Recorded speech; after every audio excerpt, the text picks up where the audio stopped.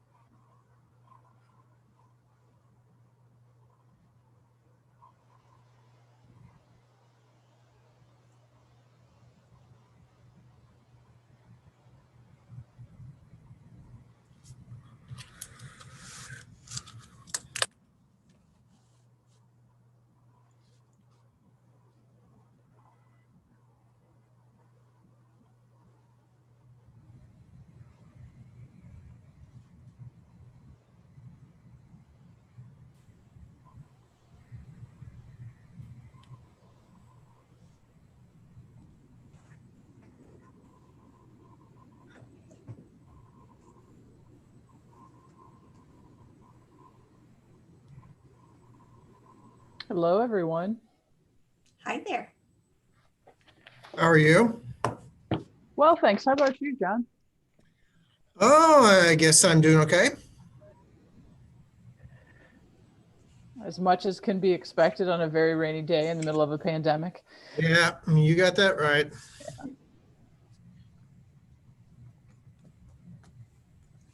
Todd, I like the background. Yeah, better rain than what I have behind me. Absolutely. I actually enjoy snow. It doesn't snow here enough. Excuse me, too. just 1 second here. We've been lucky this winter so far. I mean, I'd rather, if it were going to rain like this, I'd rather it came down as snow. Be more interesting. You know, when I lived in Iowa, we'd get some snow. And one year I remember it covered, I had my 10-speed bike outside because I had nowhere to put it inside. I lived in an apartment on the second floor. So it was all the way up to the handlebars of my 10-speed. That was some snow. Well, you know what, Joanne, just because you said it was your 10 speed, that tells me something about it too. I remember when having a 10 speed bike was like the rage, right? Yes. No, I don't even know what I have anymore. It's 21 speeds, I guess. Yeah, there's all kinds of options out there now. Yeah.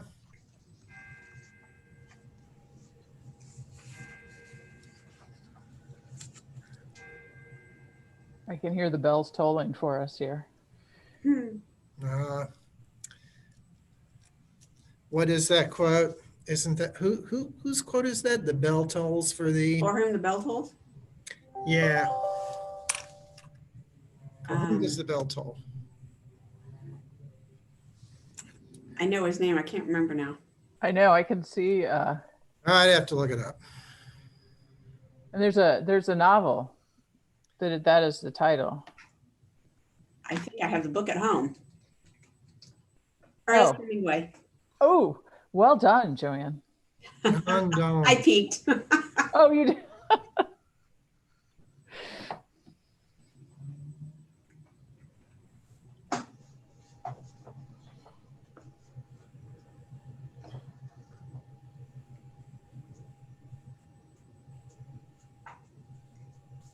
So I made an uh-oh on the agenda. I have the wrong date because we have a holiday that day. So we'll have to discuss it when during our meeting. Well, how's everyone doing today? Good, Eric. How about you? Doing well. Good.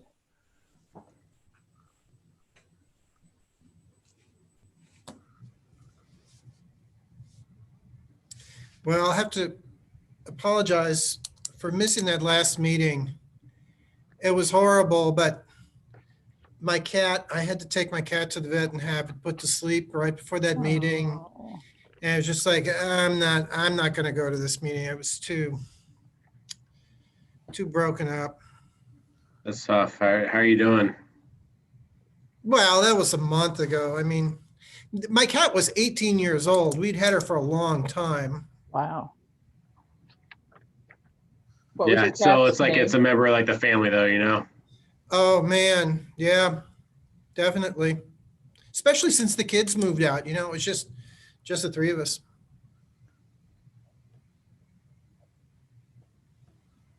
Anyway, Sorry to hear that though.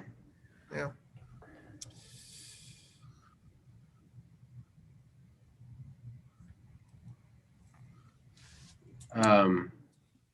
Well, Tran, just kind of curious how, if we have other members expected to join on, should we wait a couple more minutes?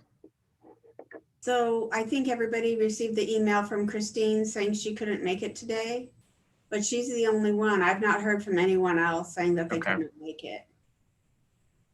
Okay.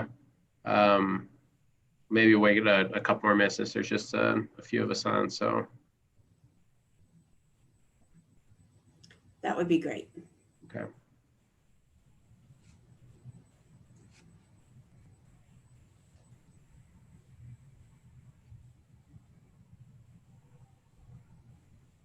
So I'm thinking that maybe the president of Webster University's house flooded last night as I'm watching truck after truck after truck go over there, or this morning or whenever.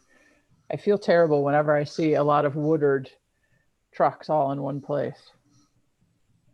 Yeah, it can't be good. I remember, what was it, a year or two ago, going up and down like River to Pear and just seeing a lot of that, like same type of thing, like just like just flooding everywhere up and down that.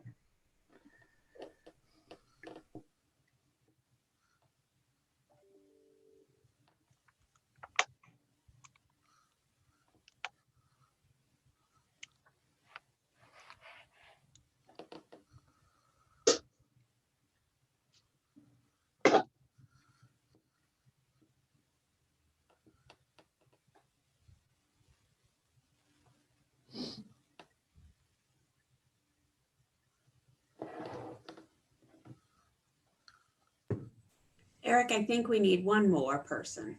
Okay. That sounds good. I apologize. I was like 3 minutes late. No, you're fine. No worries. I think it's weird how expectations kind of shift a little bit in the world of virtual, right? Like sometimes it's like hop from one meeting to another, then like just minutes to not even catch your breath. Sometimes, at least some of us might have experienced that, so. Jamie, I saw you had a letter in the WKT. Yeah, I just love paying taxes. So, not think that they would print that. Honestly, I didn't send it to the mailbag. I guess I have to be more specific next time. I was mad at myself. Well, I know this meeting hasn't really officially started, but when I think about sustainability, I think about the fact that our brick and mortar stores have to pay taxes and some internet store in North Dakota doesn't. To me, that's a sustainability issue. But, we have other fish to fry.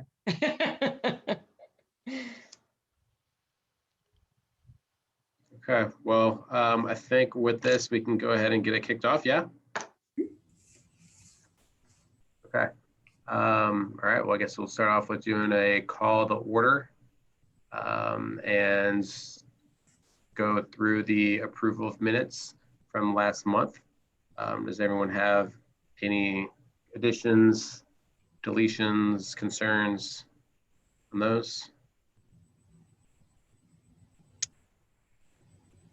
I wrote Well, I them, guess- so I can't say anything. Yeah, and I guess even prior to that, does anyone have the ability to take notes or minutes for this month?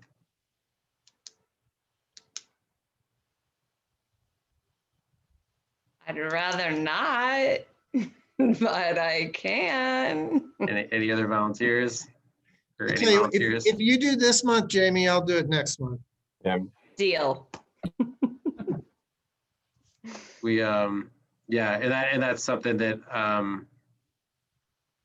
have we identified a secretary? I don't know if we have. I don't know if we want to, like, he wants to try to run as quickly as possible and not accept that role, but it might be good to have someone kind of on a permanent basis for that. It's a good idea. I'm not going to volunteer right now. Got it. All right. Well, we can rotate through every week then, so we won't have to waste time on that and trying to throw someone under the bus. But all right, awesome. Well, thank you for kind of stepping up for the moment then. But yeah, all right. So with that, are there any concerns or additions or subtractions or anything like that from last month? Okay, good. Can I then have a motion in a second to approve the minutes? I'll motion to approve. Jeffrey, you second that? Yeah, I'll second. Cool. All right, all in favor? Aye. Aye. Aye. All opposed? Cool. All right, so got those. Do we have any visitors for comments? There are no visitors. All right, great. Okay, so I Except think, I would like to introduce, if you don't mind. Please. Todd is going to be the new staff liaison after this meeting. He will take my place. And so I wanted to introduce you to Todd for all of you who do not know him. I assume that most of you probably do know him, but just wanted to put his face with the name. Hi, Todd. Hello. it's yeah, I'm not sure if we've met. So great, welcome. And what's your role with the city? I'm the Director of Public Works. Great. Okay. Awesome. Thank you so much. Appreciate your time being here. And Joanne, thank you for all your time and effort in kind of herding us cats along a little bit over the last several months through this crazy period of time right now. It's been my pleasure. And I think that Todd, because he is the Public Works Director, will be able to guide you potentially better than I could, because he does a lot of the items that you're looking at for sustainability. Great. That's terrific. That's really appreciated. And so we appreciate that and happy to get any feedback along the way. We're asking for random things that take more effort than we realize. So thank you. Awesome. Okay. Well, I guess if we want to kind of cruise on old business and starting with the updating of the bag initiative, and thoughts are with that. So I talked to Karen Beck about this, and she indicated that basically the grant is open until November of 2021. And we can amend the grant to extend it to May 18th, 2022 if we wish.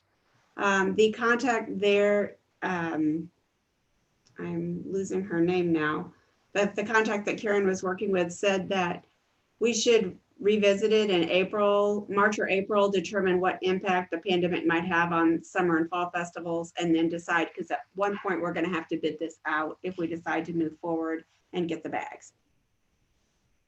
And so that's all I have. I just wanted to share that bit of information with you at this point. Okay, thank you. Yeah, I think it given circumstances, I think postponing it for as long as the program allows makes sense. I guess the city doesn't have any idea whether there's going to be like a 4th of July parade yet. We do not know that yet. Okay. Just thinking, because I think it was the intent to hand out the bags at the larger events that we had, like that, or Art Fair or Jazz Fest. Right. I mean, just knowing from the kind of communications coming out about vaccine, from school perspective, like we're still probably months out in getting that. So, I think it still might make sense to kind of plan for the status quo until we see kind of a turnaround. What are everyone's thoughts there? I agree with you that, try to postpone this until there's more certainty. as much as possible. I would like to hold on to the grant. Yeah, definitely. Does it Yeah. have to be completed by that May 22 date, that May of 22, or do we just have to have everything purchased and planned and ready to roll? Do we By know? May 20th of 2022, let me look and see what she said.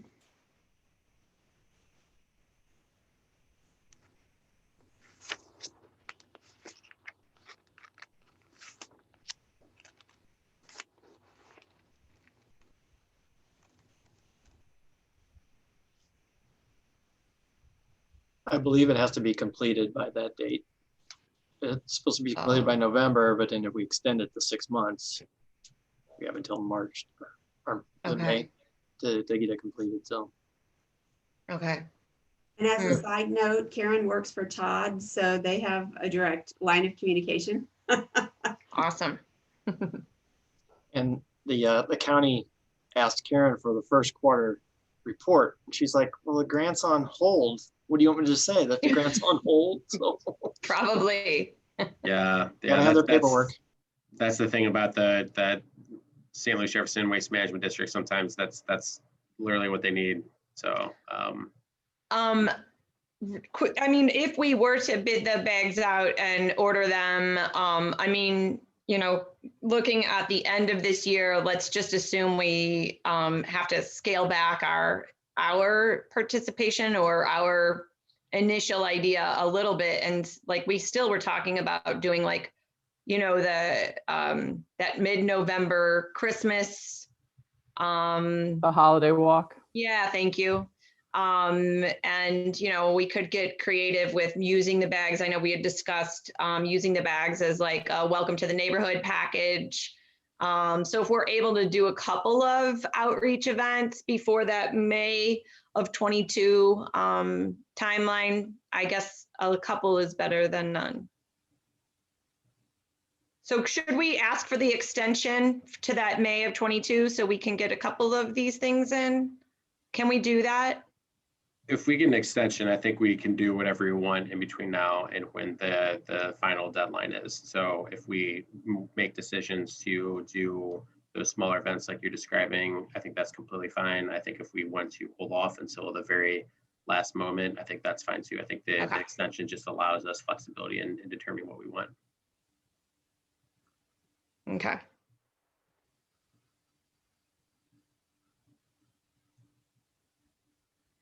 Are you suggesting to go ahead and try to make and create bids and make those purchases now so that way we can do some of those other items? Is that? I mean, we can talk about, we can kick the can down the road if you guys want and move on to other business. And per Karen's suggestion, revisit this in March or April. I don't know. prefer to do that because if we purchase them now, we have a problem with storage. I mean, we have to figure out where we're going to store them for many months. Yeah. All right, then. Postponed. Yeah. Okay. All right. Let's just hold off until the situation gets a little bit different. Okay. Okay. So next, I think with old business, wanted to talk about, I think that if we want to discuss well, I don't know if we can move things around a little bit, but what are your thoughts, Joanne, like with moving things around, since Mara is on the line to discuss that first? I don't know if that's procedurally, you're fine with that? Sure, that's okay. We can do new business first. Okay, great. I think that might be worthwhile. So that way, if Mara, you can cut out then once we're done with this topic. I'm fine with that. Okay, awesome. Great. Okay. Well, we'll just kind of kick that off then with the draft residential code amendments that are under review at the moment. So I sent a link out to all of you just to keep you in the loop on what the Planning Commission's working on. We also sent it to the Architecture Review Board and Historic Preservation, just to let you know that this is something that Planning Commission is working on. It's an ongoing thing. It will probably continue at least through this month and probably into the next month, because we're still kind of trying to resolve some various issues. And one of the main issues, which I think is one that you'll be most concerned about, is one that I think Danny and I have come to the conclusion probably needs to be broken out as a separate item to be addressed with more information later, which is the stormwater number and impervious surface. Once we brought it up as a potential to change at the last meeting, a number of our members came back with all these really cool resources that just opened up this massive set of research, which included, one of our members was able to give us a link to like a GIS database that helps show impervious areas and pervious areas in the entire county. And then one of our members actually is an engineer for MSD. He provided us with some samples from some other cities and said our numbers were probably way too large for allowance of impervious. And once we got all those things together, we started realizing we were probably jumping in too quickly, thinking, oh, well, we have the code open, let's try to address this at the same time. And I think it's going to slow down the other things that we think are important to get to as quickly as possible, which is trying to minimize the size of homes that are being built, as well as trying to address the two-family option of trying to continue to provide a diverse mix of size and types of houses within Webster, and types of just living space within Webster.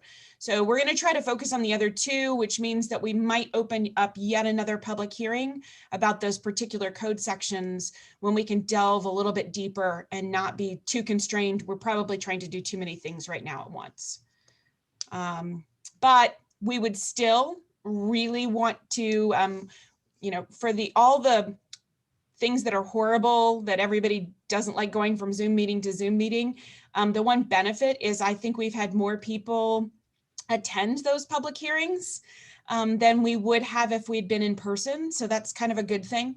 And it also means that a lot of you, if you just wanted to log in and have it on in the background and hear us talking or see the presentation, it's available. So our packets are going out on Wednesday, if I can finish putting together the reports that we need. And then we thought we were going to have another public hearing on that night. That one's now been postponed. So the focus on Monday night, which would be the 1st of February, will just be these code amendments related to residential. So I just wanted to give you that little bit and then just say, we'd love to have any feedback. Usually when we get feedback from like an entire group, sometimes you all come together with things that are important to you and put it together in one letter to the Planning Commission, but you also have the opportunity just as residents to also speak at the Planning Commission meeting. So to better understand, so seeing some of the information that was sent out and talking about the residential focus on A4 zoning, what does A4 zoning represent? I'm not. Sure. If you want, I could actually share the screen with the map. I hadn't thought about this, so let me really quickly go over and pull that one up. If anyone has any other questions while I pull that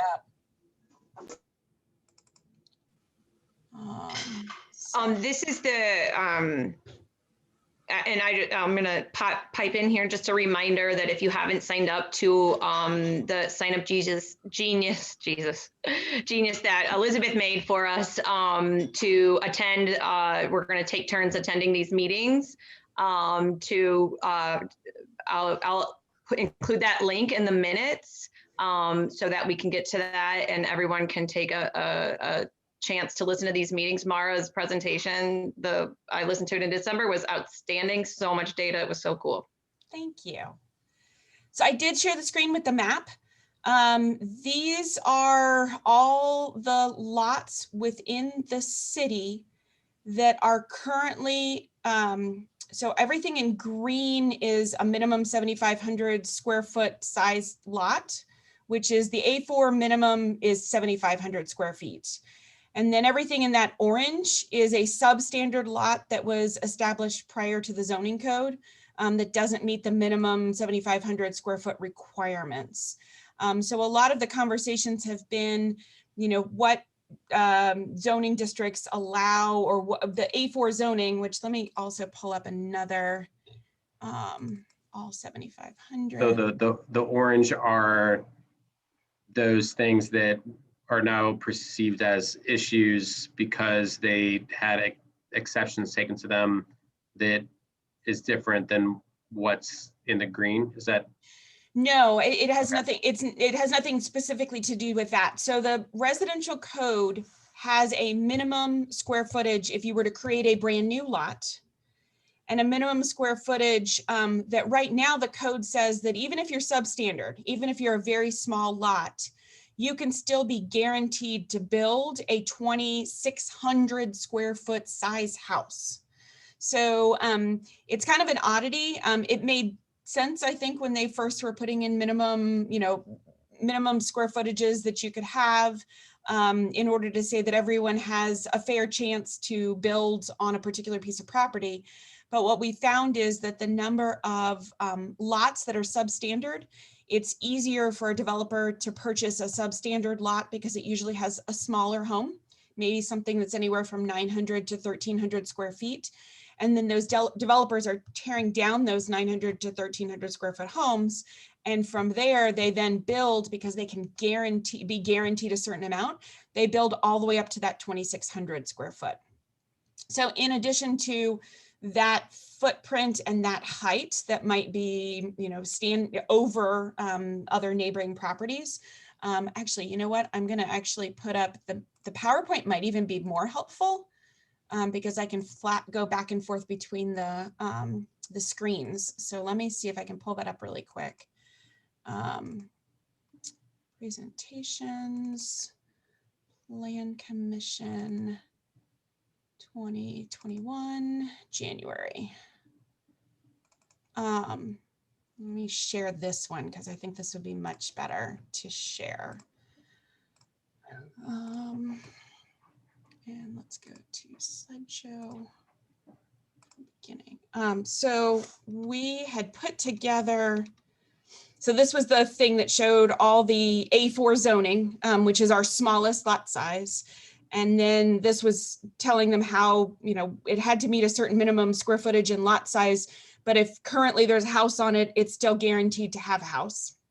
And when we went through these codes, let me see if I can find some of the charts. Some of the charts that we put together. Oh, this was a really cool map that shows the current size of square footage of houses within the city. So the darkest color are the smallest size homes. And then it goes to the lightest color. So it was trying to show a little bit the diversity of the square footage size of homes within the city. And then using that, we created a series of charts. It's going to be in my other one, but we did a series of charts. This would have been in my December meeting. So hold on a second. Let me open the December meeting from Plan Commission. We had some charts that showed how many of the homes actually were being demolished that were of a certain size. Where's my charts? There we go. So of the 93 homes that were built between 2017 and 2020, it showed that 45 of them had, less than a 25% floor area ratio of land to square footage of house. And then the rest of the homes were over that 25%. And then we had looked at the gross floor area of new homes, and only 8 of those new homes were less than a 2,000 square foot house. So we had 40 homes that were 2,600 square feet, which when you look at the overall average around the United States and then in Missouri overall, that size house is way above sort of the median. And in most cases, we found that the numbers of homes that were being torn down created a disparity between the number of homes that were then being built of a certain size. And most of those were on lots of less than 7,500 square feet. So they were getting that guaranteed number, even though they didn't have a land area that would allow for, in some ways being more sustainable, having, they meet the basic setbacks. That block might have smaller homes on them. They might be more of a 1.5 story homes on the block, but they were guaranteed to go to 2.5 stories per our code. And then again, we're being pretty large. And what we showed, this was another one that showed the new lot sizes when they were on slightly larger lots, then you get to be guaranteed 2,800 square feet. So we had quite a few also that were in that number. And then we had also looked at overall 42 of the demolished homes were less than 2,000 square feet. So we were kind of losing that smaller size of types of homes. And actually it was 42 were between 1,200 and 2,000 square feet. 73 of the new homes in the last 10 years were less than 1,200 square feet. So we went through a lot of this when we were talking about all of this with the Plan Commission, and in the meeting that we had in January, we tried to get a little bit more into some of the possible changes, like looking at the preservation of the existing grade. This is a new house in gray, and how it sort of towers over that little house in blue. Their finished floor elevation of that new house was about 5 to 6 feet above the finished floor elevation of the house next door, but that's how our code was written. And then again, here's some more where this is the roof line of the house next door and here. And so sort of talking about that overall massing, and most of these are on lot sizes that were less than the 7,500 square feet. So we're kind of kicking a few of these things around. This is where we brought up in January, hey, maybe we should look at overall impervious material. And we did a quick search and looked at what Clayton was doing in terms of their numbers. But then as we started realizing, we think that actually this number is way too large, that really we might even kick it back down to the 40% that we currently allow just for structures should actually be the overall number for everything. But we kind of want to do a lot more research and make sure we're really understanding what our numbers are, and encouraging things like rain barrels, pervious pavers, any other underground detention, encouraging some of those to potentially give them some additional numbers within their approvals if they did want to go above the 40%. And so that's a little bit, that's a real quick. It's awesome. That's excellent. I mean, I can only imagine how in depth that this can go. Really appreciate that snapshot. I think that helps. With regard to the pervious and permeability, like I think that's something that really speaks to the environmental sustainability. By all means, I think there could be a lot of discussion had on the sizing, the massing, alongside, if we're trying to have more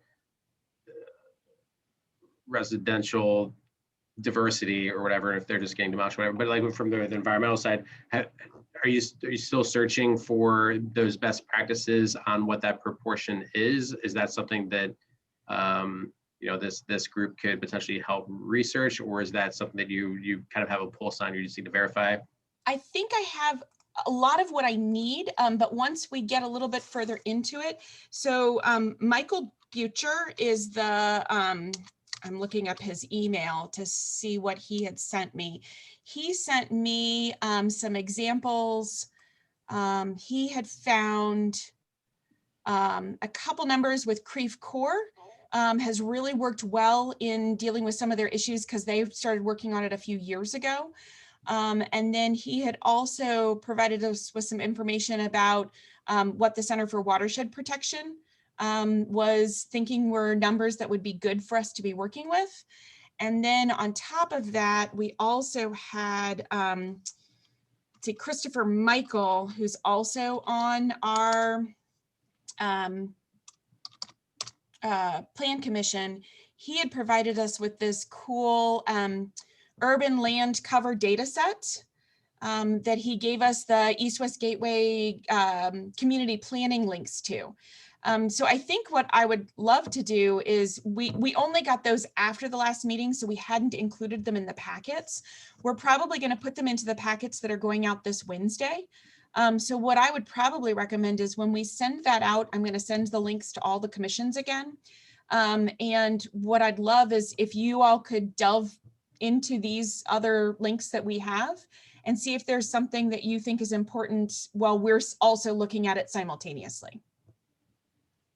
Mara, is from the database, the GIS database, is there any way to tell how much impervious surface has been added in Webster Groves over the past however many years?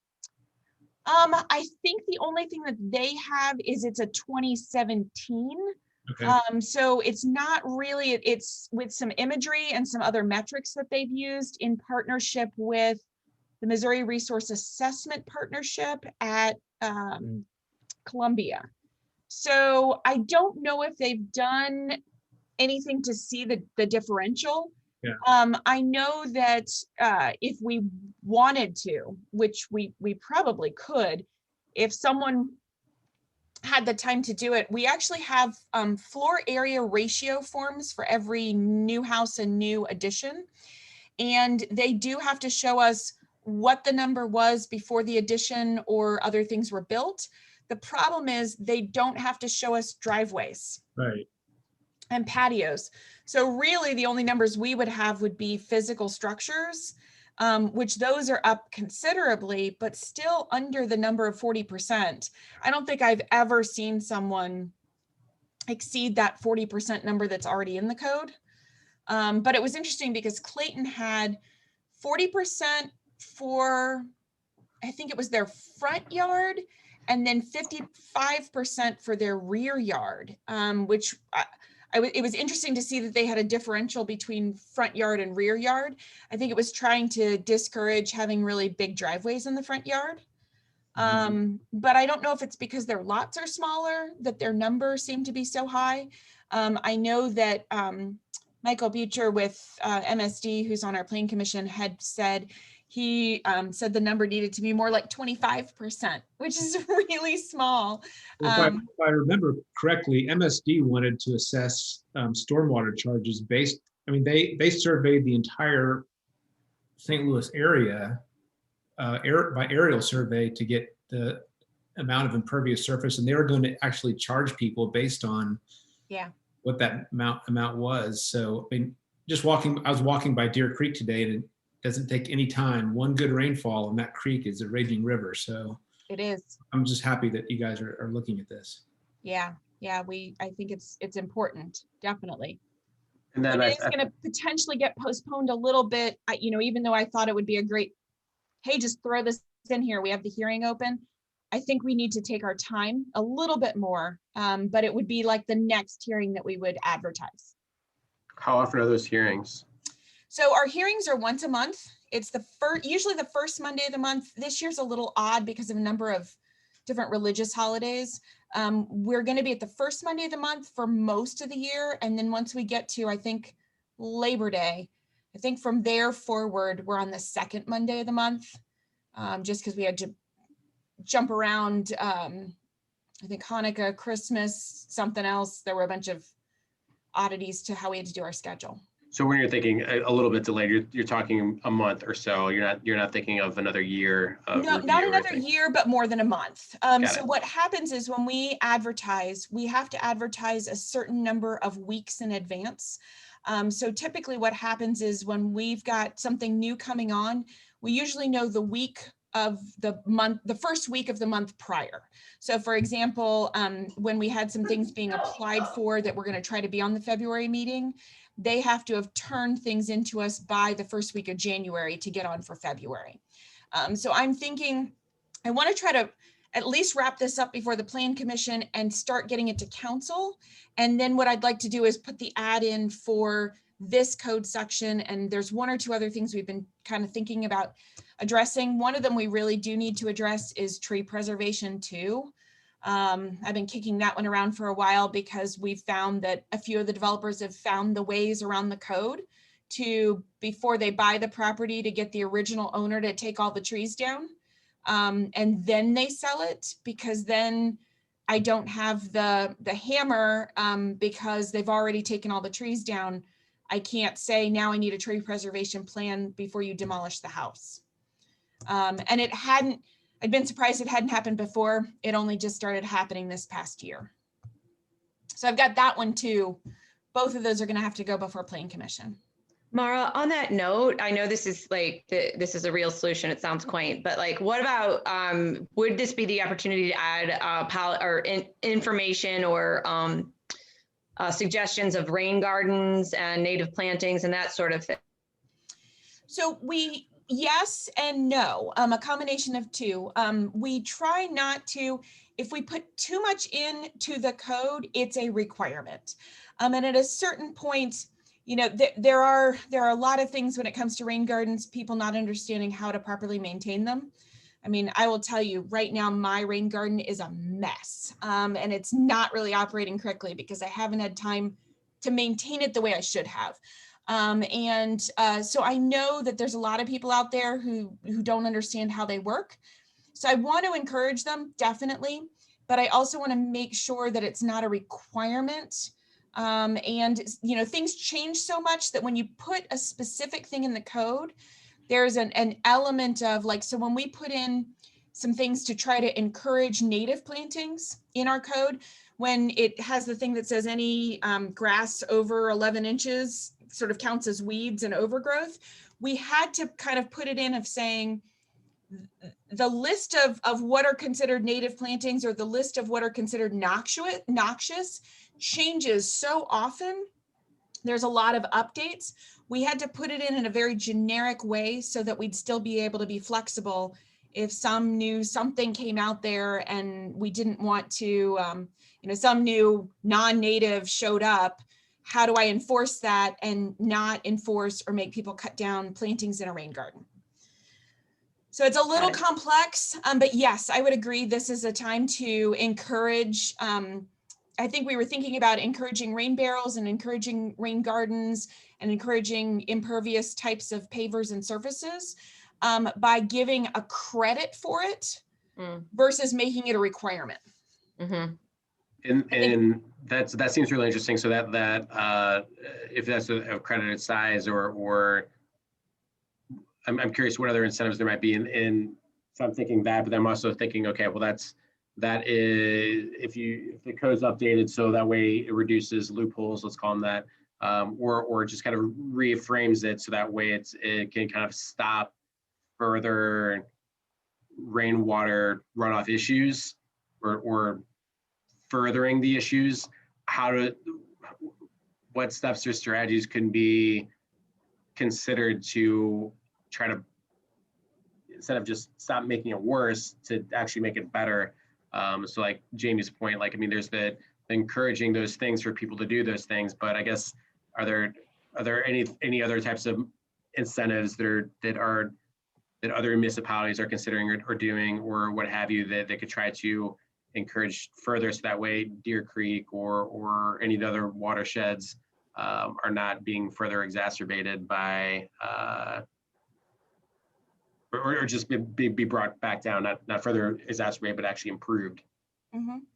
And I would say if anyone has any additional time to do research and find any, send them to us. I do know, you know, we are in a link or a grouping of, you know, all the cities that are part of the MS4, the stormwater that we all sign on with MSD. You know, we see each other usually once a year. Obviously, it hasn't happened this past year. But we see each other once a year for training. A lot of us are on our own little email groups to ask each other how their codes are working.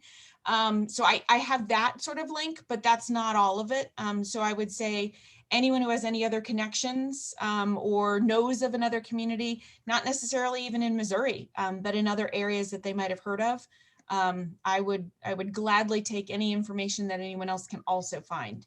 Our searching time for some of this research has become limited. So anything else anyone has, I would love for you to share. Is anyone in this group a self-professed rainwater runoff expert, or to be available to potentially dig into that a little bit?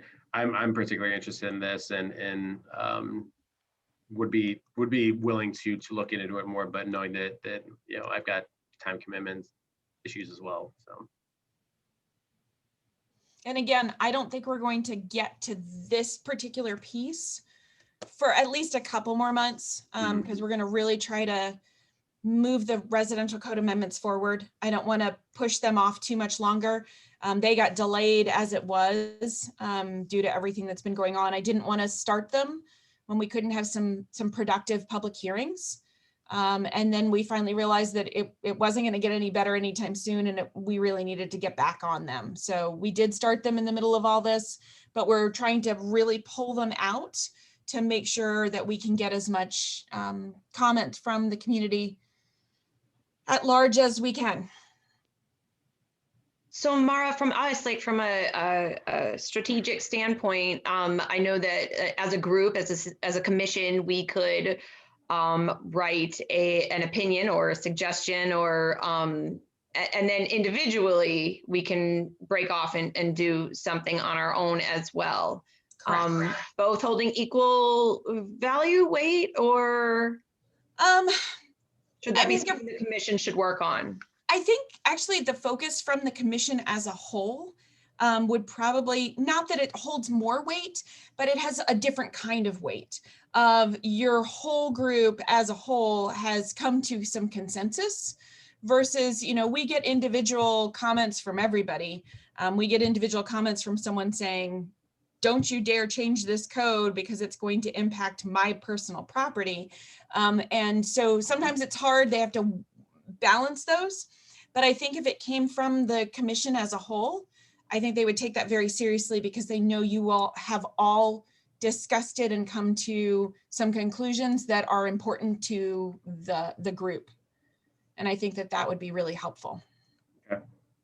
I think that's great. I think that's something we can potentially further discuss at next meeting to try to come to a consensus over what we would agree to or not, or I wonder if we would need to, any type of recommendation or whatever, like need to put any percentages of, you know, we agree that it's 35%, not 40%. I don't know if we're the experts on that, but at the same time, I think it might be worthwhile for us to state something of affirmation and kind of agreeing to the direction that's being headed here. And I wouldn't worry about specific numbers unless there's something in the code that you think is, you know, oh, we really support that you are, like right now, we're changing the square footage. So there is no guaranteed for the substandard lots. If you have a small lot, you get a small house in relationship to that smaller lot, which I think will decrease, again, some of the impervious nature and the water coming off of the roof, and hopefully should decrease overall the amount of stormwater being generated on those smaller lots. Great. Okay. All right. We'll make note of that and make sure to come prepared for next meeting to have that further discussion. So thank you for going through that. I appreciate that in-depth level. Thanks all. And so look for Wednesday. I'll send the link to the new Plan Commission packet. And we're trying to add some additional numbers and data to that one. And then we'll have the presentation on that Monday. And I'll make sure you all have the link to that too. Thanks, Mara. And just to clarify, it would probably be advisable if any of us have an opinion, we won't be able to come to a consensus today, I would imagine, or create something today, but individually to submit something for that Monday meeting. Yeah, you definitely can individually submit for the Monday meeting. You can also just, if you want to talk at the Monday meeting, you definitely can do that too. So multiple options. Great. Thanks, Mara. And then I'm gonna, oh, sorry, go ahead. I'm sorry. As a commission though, if we want to be productive for our next meeting, would we need to spend some time between now and then to shape the kind of points that we want to talk about? Because there's a lot here. Like Mara, you just mentioned, you know, would the commission be in favor of like some type of statement about house size versus lot size? There's we've talked about the issue of really kind of the amount of impervious versus pervious area on a lot. Seems like those two things are pretty important, but just kind of knowing how you work as a group, we probably would need to come together and kind of hammer some things out before the meeting if we're going to make any headway next meeting. Does that make sense? Yeah, and I think that my thought being, so again, since we're not going to likely be doing the amount of research needed of like what percentage, 40 versus 35, that's what I was saying earlier, but more just a general statement that at least my viewpoint, and this could be way off from everyone else, but my viewpoint is that yes, I think there should be a appropriate proportion size house on a lot that, you know, provides for the amount of pervious surface needed, so there's not further exacerbation of rainwater issues, and that, you know, in order to keep a diverse community with the diverse, you know, housing available, that, you know, the guaranteed minimum is essentially eliminated. Like I personally agree with all that. So, but I don't know if that's what the group is, or if the majority of the group does. And honestly, procedurally, like what's required of the majority, like is it, you know, just more than half of a quorum, or is it any, you know, it does have to be unanimous or whatever else. I don't know that. But that, so John, to your point, I think that absolutely we could spend time in diving into this and coming prepared to talk for our next meeting and providing any type of additional support, hopefully immediately following that, like having a draft letter together, but then that meeting, or that, but that's my thought, is to have kind of more of generalized statements of affirmation of the work that's being done here. So. And if it helps, the PowerPoint was set up in such a way that it kind of, there's a slide about each point. So if you wanted to use that as your, you know, here are all the big jumping points that we're focusing on, it was in the January Plan Commission meeting PowerPoint, and I did attach that to the email.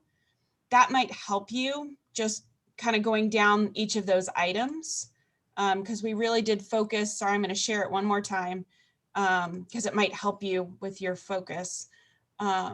We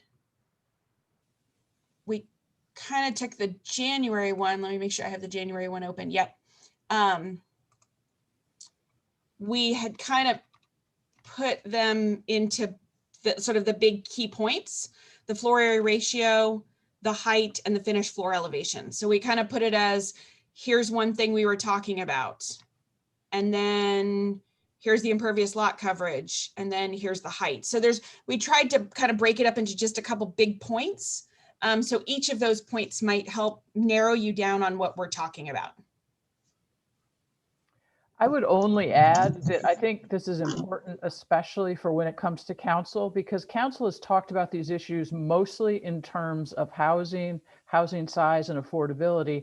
And although sustainability has been recognized that it should be part of this conversation, it hasn't been as predominant a part of it. So I think a statement from this commission that it is important for that reason is also would be really good by the time it gets to council as well. I would like to add, so I was at the January plan meeting, and it sounded to me like most of the plan council commission members were pretty on board with most everything, but there were a couple people who were on the fence about the pervious, changing the pervious ratios. So I thought that's where we maybe could be the most beneficial. And I think one of the biggest things is that I've done a couple of quick researches. Lots of other cities have recently changed regulations on this. And one of the things is that in the industry, like concrete is now, they make porous concrete. So you can really do a lot while still maintaining those ratios. So I think that's something to maybe note and include when we make our recommendations. That'd be great. If you would be able to maybe send those links of different resources of those, you know, those recent changes to municipalities that are trying to address that. So that way, if we can include that in kind of a letter write-up, that'd be great. Or if you're willing to take a stab at kind of drafting something, since you were at that plan commission as well as done some other legwork already, would that be something you'd be willing to do? Sure, I'm happy to draft something and I'll send it out and everyone can take a look at it. Awesome. Thank you so much. Can we work like that? I just want to make sure, or do we need another meeting? If you're creating opinions or something like that, then you're violating the sunshine. So Okay. you would need to have a meeting if you're going to share different opinions, et cetera.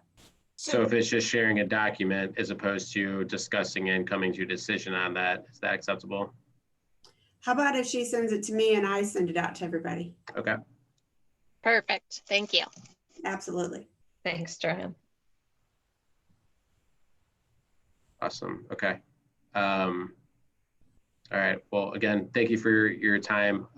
Just noticing the clock, I think we should kind of cruise on to a couple other topics here. Thanks, Mara. Thank you so much, Mara. Yep. Joanne, I'm going to run upstairs and move you over to being the co-host so that you have all that capability. And everyone have a great week. Thank you. You too. Thank you. I think the next item I want to touch on quickly, since I said this is something I was going to do, is to reach out to Jean Ponzi with the Green Cities Challenge. Yeah, she just essentially said like it's really simple to sign back up. It's just the nominal fee, and registration is opening in February for that. There is a slew of like half-hour brown bag sessions that she recommended that maybe a staff person or our members from our commission to sit on. There's a weekly, I've been to a couple and they seem to be very valuable. So it's something to consider with that. But, I think we discussed this last time about signing back up for that. But in case there is kind of ambiguity, I just want to kind of throw that out there and make sure that everyone's good that we sign back up to the Green Cities Challenge and try to reinvigorate or pick up where we left off essentially a couple years ago. Eric, are these brown bag little info sessions, are they just like available to click on in the You have to materials? register, so you have to register. So you can go to like the St. Louis, if sign up for like the e-news or whatever, and then they'll push that out and just say brown bag thing coming up, and you can just click on them, Great. register, and then you can jump right in there. I think they're every Thursday, like noon, from like 12 to 12:30 or something. Cool. So do you recall when the city or when the group was registered in the past, how was that done? Was it a city official who organized or registered the group? I can't recall. I think Deb Frank was kind of the ringleader on that from the commission side of things. So I'm not sure who she directly interfaced with for that with Parks and Rec. Can you send me the contact for this, please? Thank you. Yep, absolutely. Yeah, so I did some digging around to the city website to try and figure out when and how that happened last time. And Yvonne's name came up a couple times That sounds in right. connection with it. So she was likely the staff contact.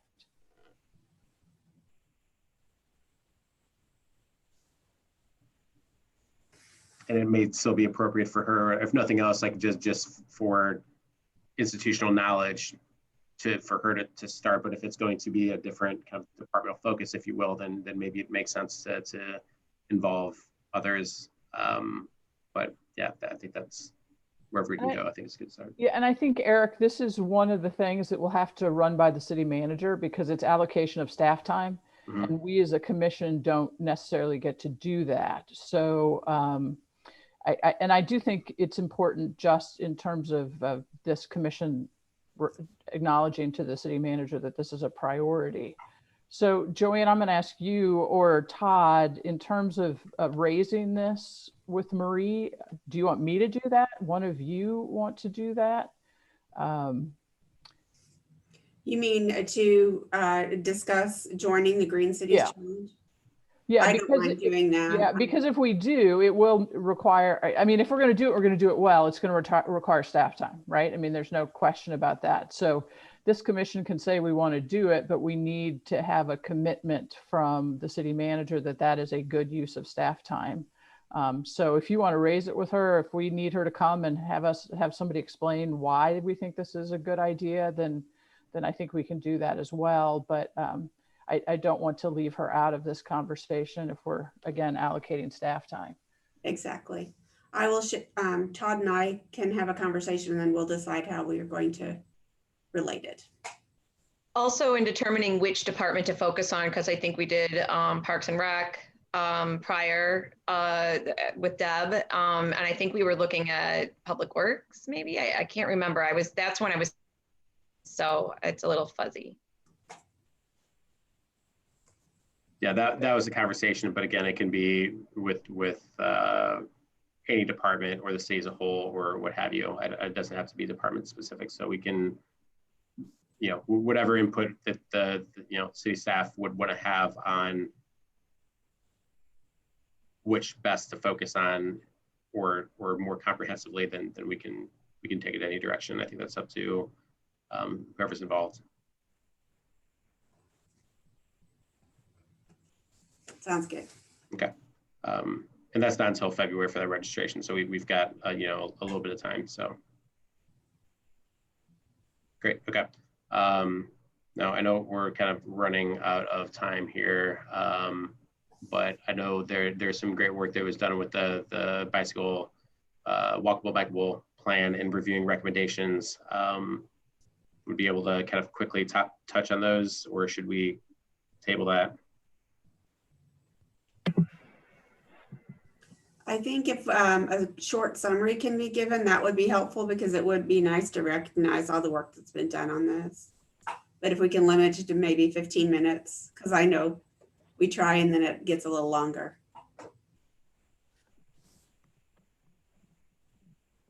Does it work for everybody else though? Yes, for me. I'm good. Yeah, those who like you did that work. Yeah, okay.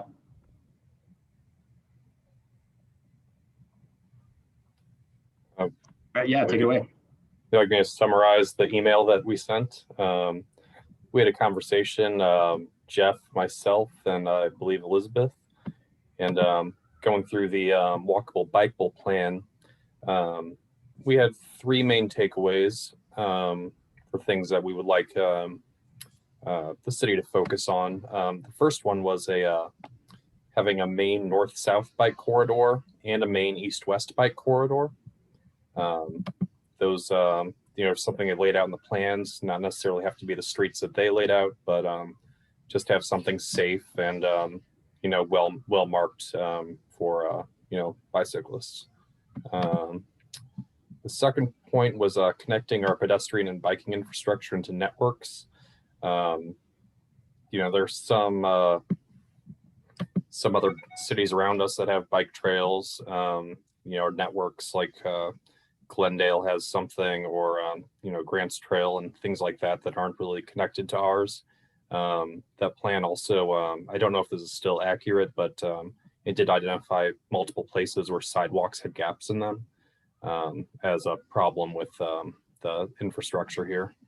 And then the third item was stating that additional bike racks are needed throughout the community, near business areas and schools.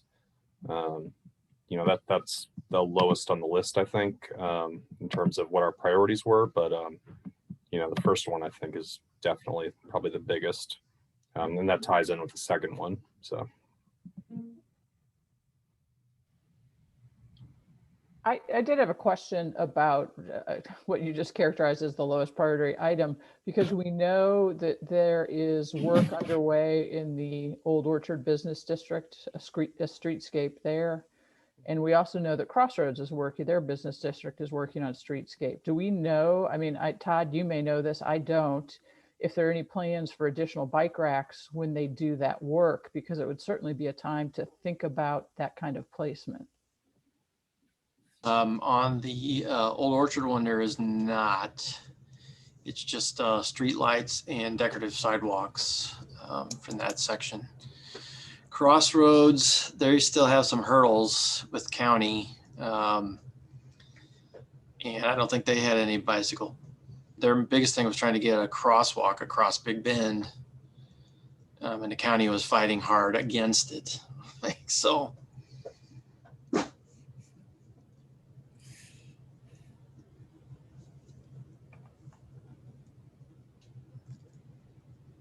So based on, the group's identified priorities, what is the best then mechanism or next steps to have those more carefully reviewed or advanced or et cetera?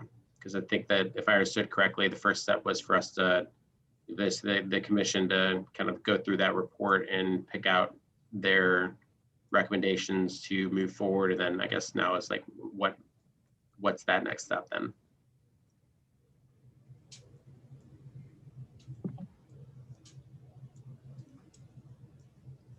I can tell you on the sidewalk gaps, that's in our ADA transition plan.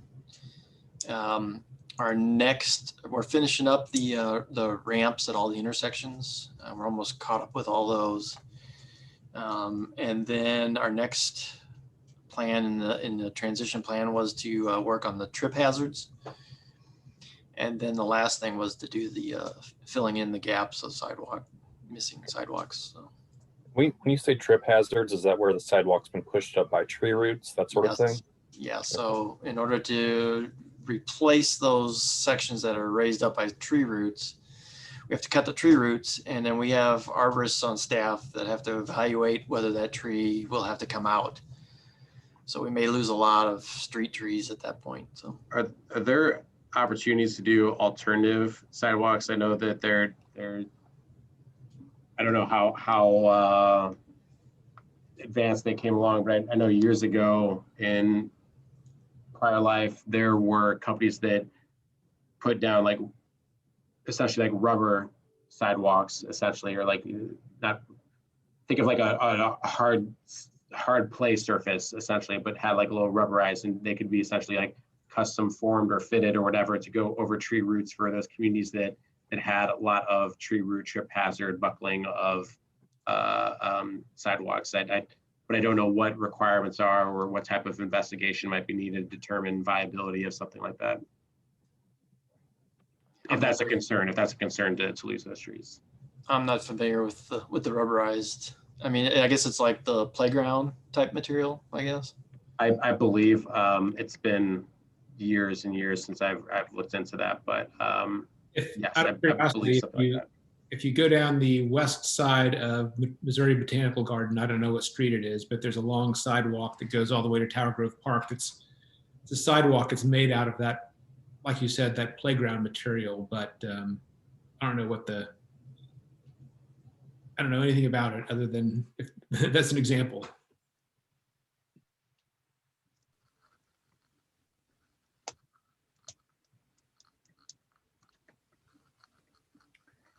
Todd, have we, just as a general question, because I'll be honest, I wasn't familiar with this report until the last couple of months in discussion. Are there any parts of the plan that have been implemented? Well, we did the Greenway Trail on the north end of town. We have some share the road signs and markings. Not as much as in the plan. The biggest one in the plan that people have been pushing for is Lockwood to get restriped, have a bike lane and eliminate, it's 2 lanes in each direction, eliminate making it 1 lane in each direction, and then a bike lane on the outside with parking. But that would be, what would it connect to? It ends at Berry and Rock Hill. So what would you go from there? So you have to have a lot of on-street share the road type things at that point. Well, it connects to Kirkwood. Yeah, doesn't Adams at Berry, doesn't that have That's St. Louis Glendale? County. I'm sorry. But Adams and Berry, going down Adams, doesn't that have bike lanes on either side? Yes, that was done a few years ago, or actually 7 or 8 years ago when I was at Kirkwood. That was St. Louis County did that. Yeah. And then Berry Road is also St. Louis County, and there's nothing on Berry Road because it's too narrow. to do anything. It's better than nothing.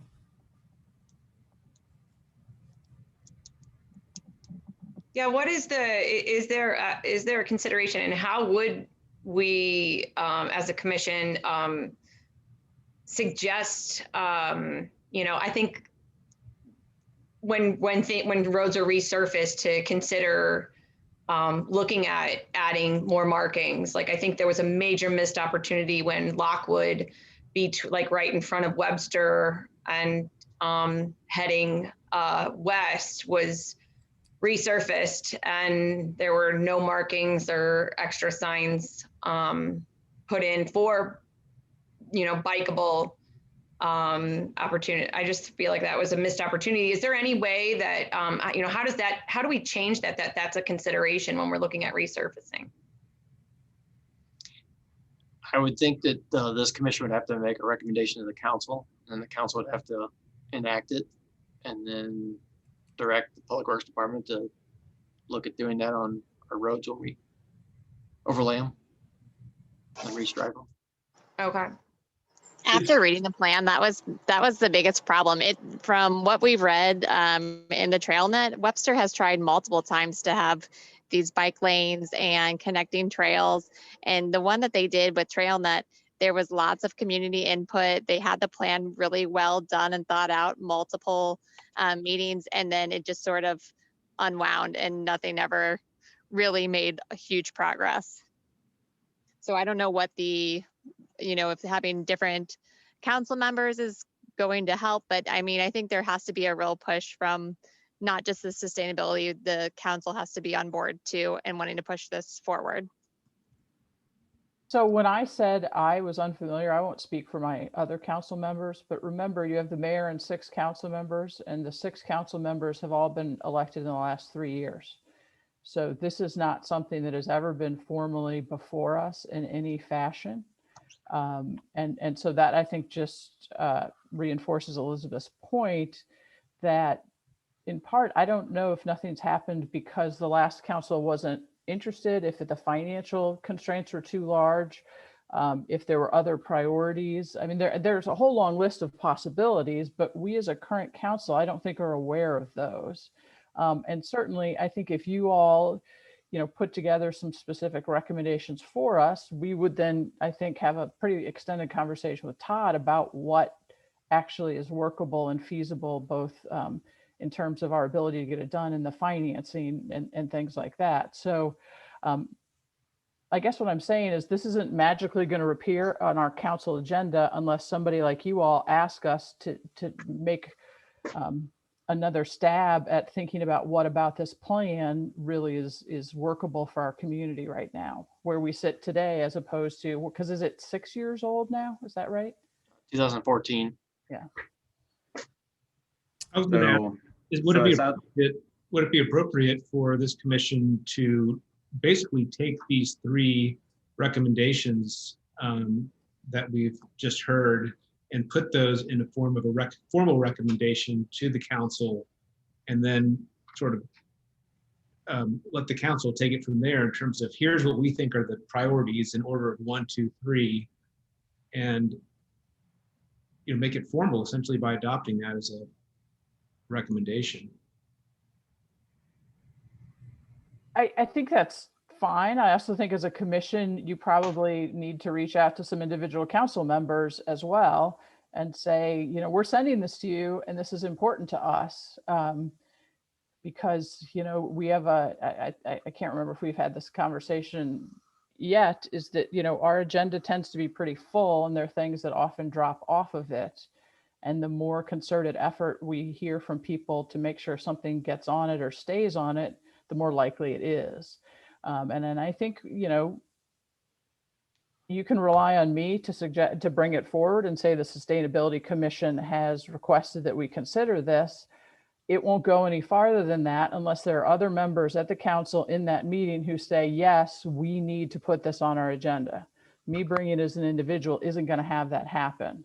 And I do believe it's my job as your liaison to do that, but just I don't want to pretend that I can just magically get it as an agenda item. So Laura? I would suggest that for our commission here, that we come up with like a diagram that shows exactly where we're talking about striping Lockwood, where you can do it.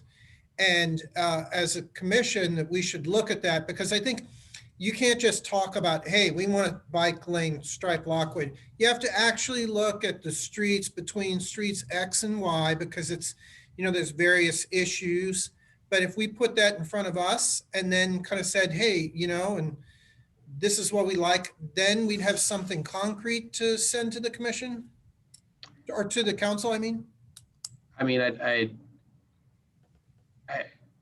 hate to kind of be a pain with this, but you know, I'm kind of I'm not gonna put any words in anyone else's mouth, but from what it sounds like, again, we have this report. It was really well put together, presented to council, fine, council turned over. That happens, that's fine. We were advised to have this group review it and it come up with the recommendations. We've done that. It's being stated as such.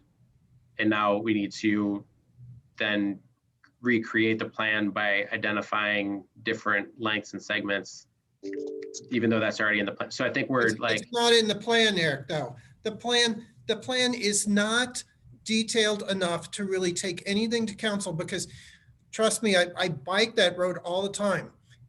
First off, the road has been resurfaced, but it has not been striped in large segments of it. So you could still restripe it. Second, there are segments of that road that are not wide enough along its length to stripe. For instance, you won't have bicycle lanes in Old Webster. It's too narrow. And there are other parts like that. And then there are some parts where if we want to be realistic about it, there are parts along Lockwood where there's parking on both sides, like at Webster University, and that is never going to happen, that you're going to take that street parking out of there. But there are other parts of the road that could be striped. And personally, I feel like we should, you got to start somewhere. I mean, we need to take the low-hanging fruit, but the document itself is not that detailed.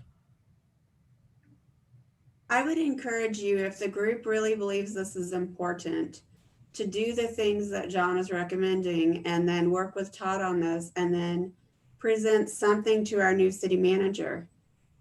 I think if it was given to her in bite-sized pieces, she could evaluate it and determine if she then wanted to forward it to the city council and put it on a city council work session. But if it's this large document, she honestly does not have the time right now to review a large document and try to determine what's best in the city interest for this when she's got so many other big pictures to do as well. I have two questions. The first one is for Todd.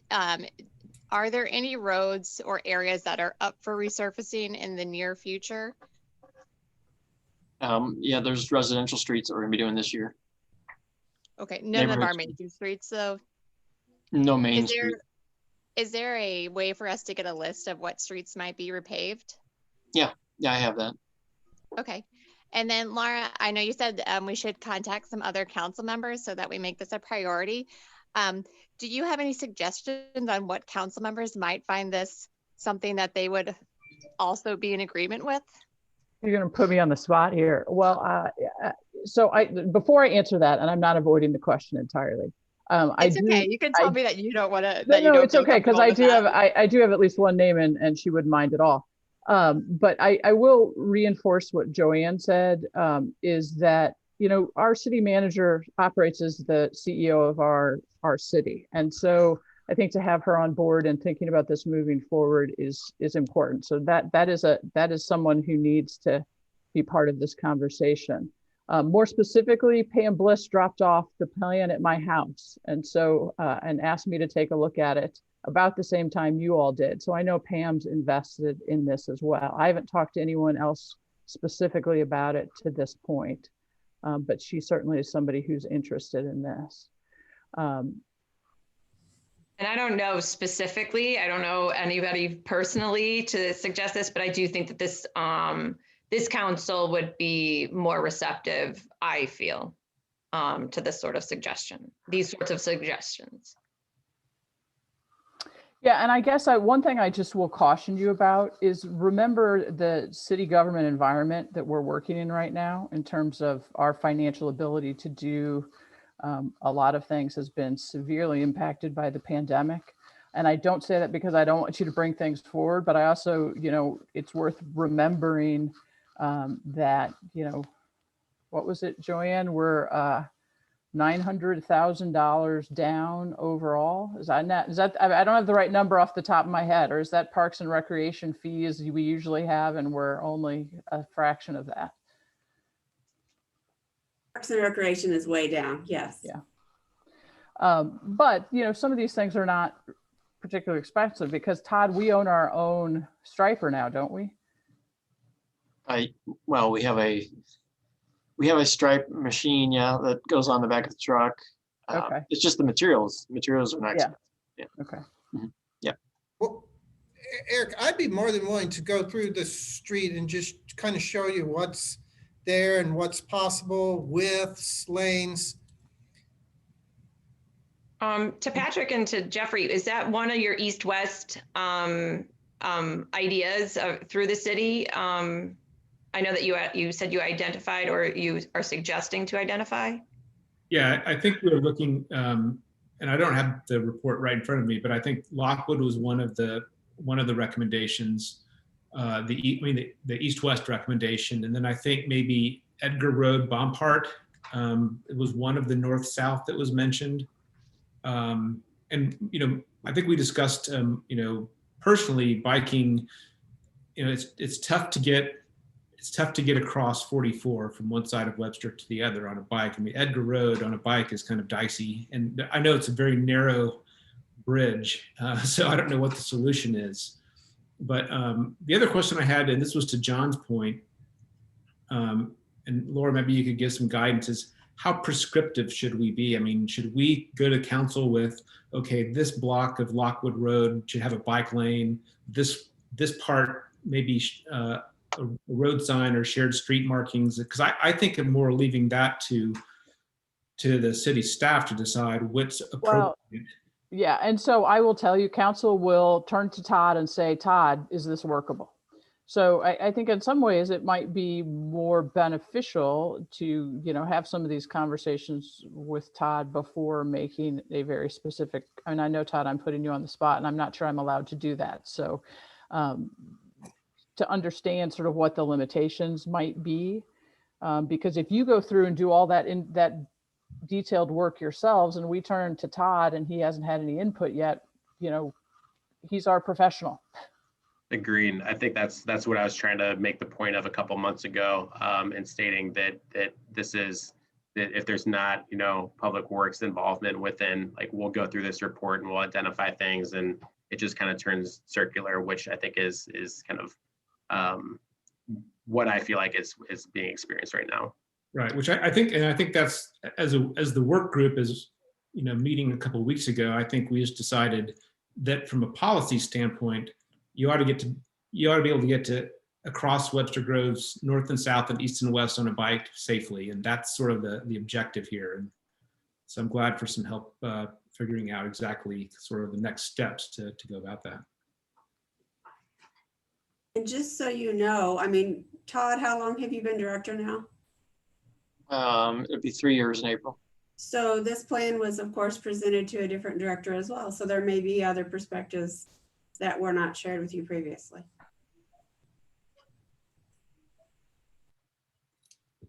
Okay, well, we're at 5:20, so I think we should wrap up here. So with that, I'm gonna have a motion to close the meeting. Eric, can you wait just 1 second? So on the agenda, I wrote the wrong meeting date because I forgot that here at City Hall, February 15th is a holiday. And so I wanted to know if the next meeting could be on that, if it could be on the 22nd of February, if that works for everybody or not. Works for me. For me. Really quick though, Eric, before we close out, what the next steps? I feel like we like are leaving the bike thing hanging. I gotta go, so I will let you all kind of close that meeting out then. So I'll motion to adjourn. I'll second. I mean, y'all can continue, if someone else wants to kind of take that ball, but I have to go, I'm sorry, so, see y'all. Okay, bye. See ya. Joanne or Todd, can we email you because I feel like maybe the sub committee needs to maybe meet again with Todd to maybe talk about whatever might be next so that this doesn't like become one of those things that just like languishes. We can figure out what next steps are. I need to follow up with Todd because since Sure. he thankfully is doing the staff liaison portion after me, I wanted to meet with him and share things with him. And then he and I can talk about the communications, and I'm sure he will send out an introductory email and all that kind of stuff before the next meeting. So yes, we will make sure that we get everything shored up. Okay, great. Thank you. Absolutely.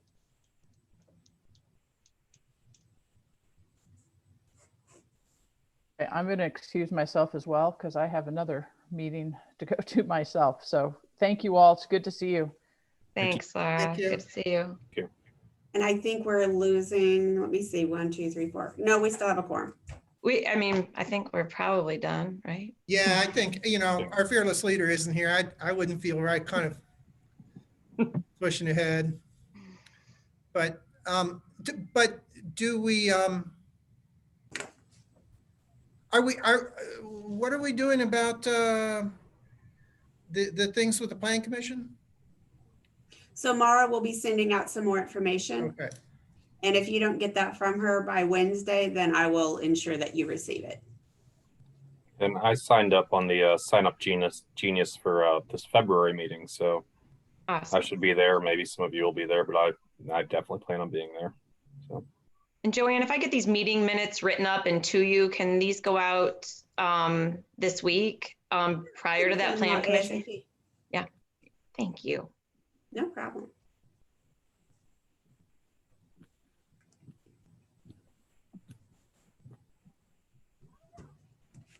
so I'll motion to adjourn.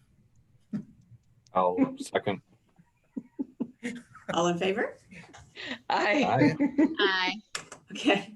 Thank you, guys. Everybody. Thank you Bye, so Hey, much. Todd, Todd, Todd, welcome aboard. Yep. do you have a brother named Mick? No, That's not, okay, just thought I'd ask. no, my brothers are Mark and Tim, All right, well, younger than me. okay. All right, great. Thank Bye, you. everybody. See ya.